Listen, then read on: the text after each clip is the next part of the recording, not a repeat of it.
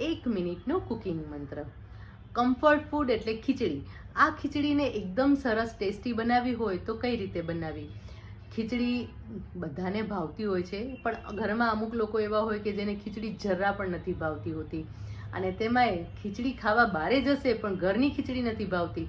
અને સોફ્ટ એવી ખીચડી જો તમારે તૈયાર કરવી હોય તો હંમેશા દાળ ચોખાને થોડી વાર માટે પલાળી રાખો, અને એ પલાળેલું જે પાણી હોય એને કાઢી દેવાનું છે, અને પછી એની અંદર 1 ભાગે 4 ગણું પાણી એડ કરવાનું છે. એટલે કે 1 વાટકો તમે દાળ ચોખાનું પ્રમાણ લીધું હોય તો એની સામે 4 વાટકા પાણી એડ કરવાનું છે.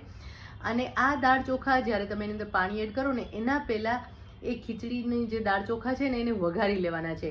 એટલે કે એક તાંસળામાં તમારે ઘી લેવાનું છે, થોડું વધારે પ્રમાણમાં ઘી લેવાનું છે. ઘીની અંદર ચપટી જીરું એડ કરજો, અને એની સાથે ચપટી હિંગ એડ કરજો. અને આ જે પછી દાળ ચોખાને વઘારી અને એને 1 મિનિટ માટે સાંતળી લેવાના છે. આ સાંતળેલા દાળ ચોખામાં પાણી એડ કરી દેવાનું છે, જે 4 ગણું પાણી છે એ એડ કરવાનું છે. એની અંદર મીઠું એડ કરવાનું છે, અને હવે એક એવું સિક્રેટ ઇન્ગ્રેડિયન્ટ એડ કરવાનું છે કે જેના કારણે ખીચડી છે ને આપણે મીઠી લાગે. મીઠી એટલે હંમેશા આપણે એવું થાય કે ખીચડી છે ને ઘરની ખીચડી આપણે મીઠી લાગે છે, તો એ મીઠાશ દાળ ચોખાની હોય છે.